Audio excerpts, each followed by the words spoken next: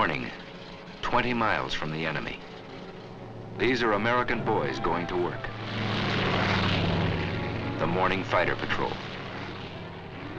They're flying over Italy, and there are others like them flying over Burma, over the coast of Holland, over China, and over Germany. In search of the enemy. Enemy planes. The odds are bad this morning, nearly 3 to 1. The routine morning patrol goes on. They close the range, 3,500 feet, 3,000, 2,500, 2,000. The odds are still 3 to 1.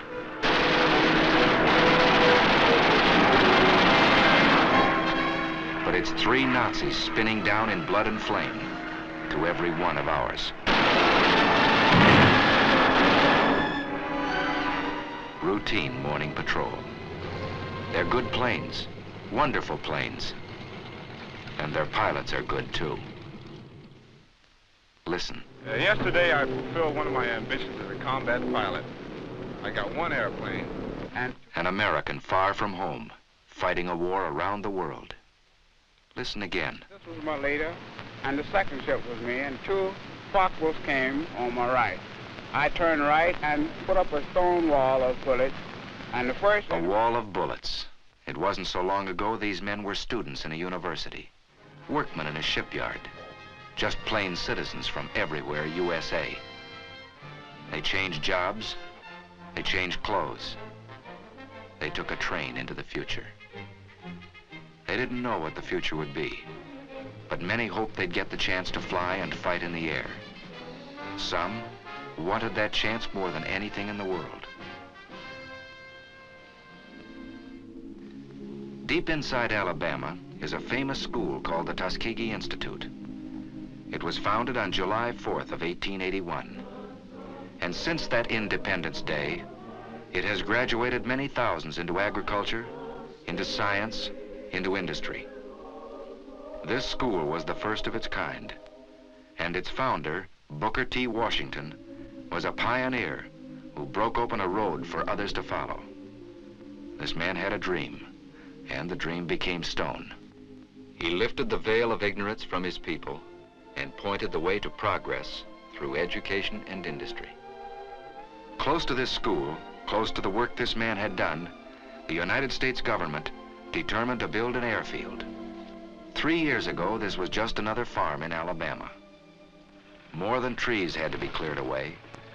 There was misunderstanding and distrust and prejudice to be cleared away. 3 years ago, there was only an idea.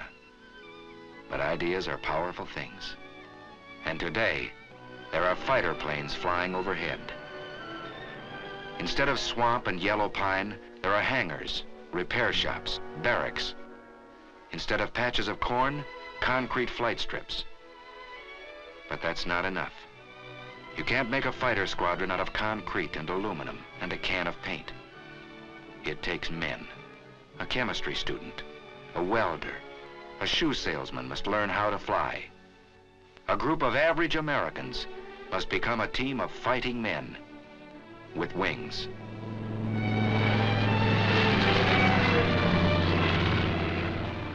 There's a new world up here. A man has to learn his way around.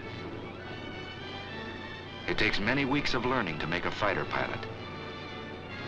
And a lot of that learning is done in a hard wooden chair. Because a fighter pilot is a combination of a mathematician and an athlete, a scientist and a sharpshooter. He's got to know what goes on inside his plane. The heart of his fighter is steel and copper. Its bloodstream is gas and oil. But its brain is the man who flies it. He begins in a safe, slow plane, 2 wings instead of 1. But he flies many hours inside a closed room. In the morning, he may be flying a prescribed course over a sheet of paper. In the afternoon, he may fly the same course above the clouds. He trains his muscles down here very close to the ground, but he'll use the same sense of balance and coordination in the skies above Tuskegee. For this job of flying is never easy, and sometimes it's very, very tough. But he's learning how high and how fast and how far he must go to reach the enemy. Pilotage, dead reckoning, theory of flight, radio code. Yes, he's getting muscles in his mind. He's getting hard, keen, quick. He's coming into the clear. Here above the warm, familiar hills of Alabama, these Americans are learning to fly in those tight combat formations they'll use someday to hunt down the German and Jap above his own cities. In addition to fighter groups, a year ago this field began to train men for medium bombers. And that too was a pioneer step. But one thing it proved: you can't judge a man here by the color of his eyes or the shape of his nose. On the flight strip, you judge a man by the way he flies. Here's the answer to Adolf and Hirohito. Here's the answer to the propaganda of the Japs and Nazis. Here's the answer: wings for this man.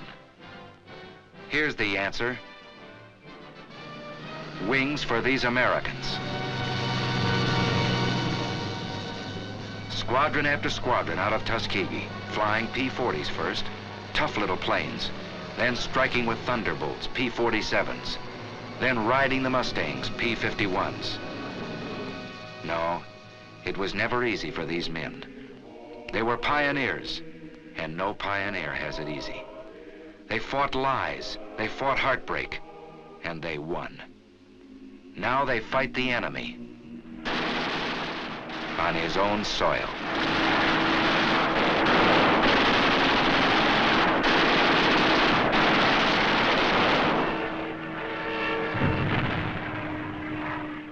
They fought the enemy, not without loss.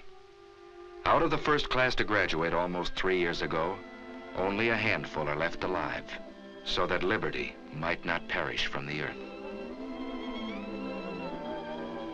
3 years have passed since the founding of Tuskegee Airfield. 750 pilots have been trained. 50% of them have been in combat. And this is only a beginning. Listen to Major General Butler at the celebration of this 3rd anniversary. Here, for the first time, Negro aviation cadets were being groomed to fly warplanes of a unit which was then a unit in thought only, the 99th Pursuit Squadron. These men were pioneers of a venture so new that you who stand here before me now, after 3 years, may still be considered forerunners in the movement which has given you a place in the fighting men of the sky. Under the feet of these men, a new road is being beaten out. Broad enough now for thousands and 10,000s. A good road for our country.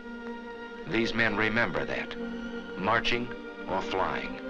They remember backing them up, their families, their friends, who expect so much of them. And backing them up, the men and women of every creed and speech and color who made these planes. And backing them up, the most powerful force in the world, the strength of the American people.